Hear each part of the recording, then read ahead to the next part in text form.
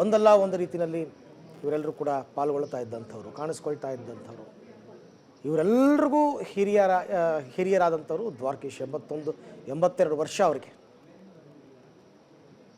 82 ವರ್ಷ. ಸಹಜವಾದಂತಹ ಕೆಲವು ಸಮಸ್ಯೆಗಳು ಆರೋಗ್ಯದ ಇದ್ದೇ ಇರುತ್ತೆ. ಶ್ರೀನಾಥ್ ಅವರು ಏನು ಕಡಿಮೆ ಇಲ್ಲ, ಅವರು ಹೆಚ್ಚು ಕಡಿಮೆ ಅದೇ ಸಮಕಾಲದ ಕಲಾವಿದರು. ಕನ್ನಡ ಚಿತ್ರರಂಗ ಈ ಥರ ಒಬ್ಬೊಬ್ಬರೇ ಸೀನಿಯರ್ ಮೋಸ್ಟ್ ಆರ್ಟಿಸ್ಟ್ಗಳನ್ನು ಕಳ್ಕೊಳ್ತಾ ಇದೆ, ಕಳಚ್ತಾ ಇದೆ. ಬಟ್ ಏನು ಮಾಡೋಕ್ಕಾಗಲ್ಲ. ಕಾಲನ ಕರೆ ಅಂತ ಬಂದಾಗ ಪ್ರತಿಯೊಬ್ಬರು ಕೂಡ ಹೋಗೊಡ್ಲೇಬೇಕು.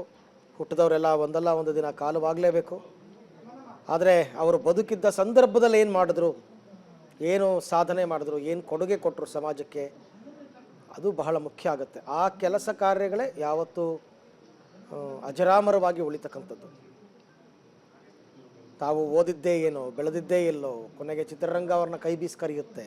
ಚಿತ್ರರಂಗಕ್ಕೆ ಬರ್ತಾರೆ, ಸಾಕಷ್ಟು ಏಳು ಬೀಳುಗಳನ್ನು ನೋಡ್ತಾರೆ. ಅವರೇ ಹೇಳ್ದಂಗೆ 18 ವರ್ಷ ವಿಪರೀತವಾದ ಲಾಸನ್ನು ಅನುಭವಿಸ್ತಾರೆ. ಎಷ್ಟು ಸಿನಿಮಾ ಮಾಡಿದ್ರು ಕೈ ಹಿಡಿಯಲ್ಲ. ಅದಾದ ನಂತರ ಸೂಪರ್ ಡ್ಯೂಪರ್ ಸಿನಿಮಾಗಳನ್ನ ಕೊಡ್ತಾರೆ. ಅದೇ ಆ ಏಳು ಬೀಳುಗಳನ್ನೆಲ್ಲ ಕಂಡಂಥವರು ದ್ವಾರಕೀಶ್. ಹಾಗಾಗಿ ಆ ಕಾರ್ಯಕ್ರಮಕ್ಕೆ ಬಂದಿದ್ದಂತಹ ರಾಜೇಶ್ ಅವರಾಗಲಿ, ಜಾಫರ್ ಶರೀಫ್ ಅವರಾಗಲಿ ಎಲ್ಲ ದ್ವಾರಕೀಶ್ ಅವ್ರನ್ನ ಆ ರೀತಿ ನೆನಪಿಸ್ಕೊಂಡ್ರು. ಇವತ್ತು ಅವರು ಇನ್ನಿಲ್ಲ ಅಂತ ಹೇಳಿದಾಗಲೂ ಕೂಡ ಸಾಕಷ್ಟು ಜನ ಗಣ್ಯರು ನಮ್ಮ ಜೊತೆನಲ್ಲಿ ಮಾತನಾಡಿದ್ರು. ಜಯಮಾಲಾ ಅವರಾಗಿರ್ಬೋದು, ಭಾರ್ಗವ, ಗಿರಿಜಾ ಲೋಕೇಶ್ ಅವರು, ಭವ್ಯ, ದೊಡ್ಡಣ್ಣ, ಸುಧಾರಾಣಿ, ಬಿ ಸರೋಜಾದೇವಿ, ಶಶಿಕುಮಾರ್ ಎಲ್ಲ ಮಾತನಾಡಿದ್ರು.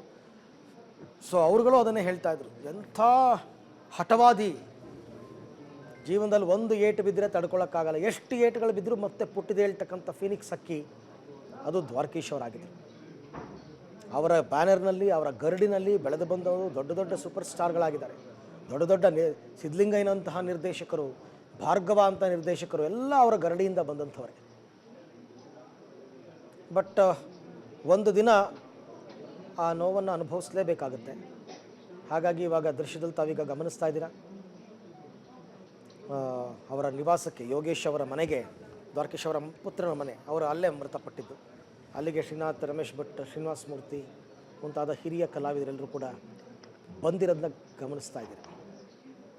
ಬೆಳಗ್ಗೆ 7:30ರಿಂದ ನಾಳೆ ಬೆಳಗ್ಗೆ 10:30 ತನಕ ಸಾರ್ವಜನಿಕ ದರ್ಶನಕ್ಕೆ ವ್ಯವಸ್ಥೆಯನ್ನು ಮಾಡಿದ್ದಾರೆ.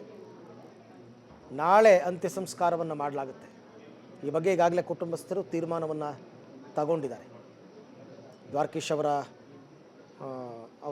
ಕುಟುಂಬ, ಅವರ ಮಕ್ಕಳು, ಅವರ ಹಿತೈಷಿಗಳು, ಅವರ ಸ್ನೇಹಿತರು, ಅವರ ಅಭಿಮಾನಿಗಳು, ಬಂಧು ಬಳಗ ಎಲ್ಲರೂ ಸೇರಿ ತಗೊಂಡಿರ್ತಕ್ಕಂಥ ತೀರ್ಮಾನ.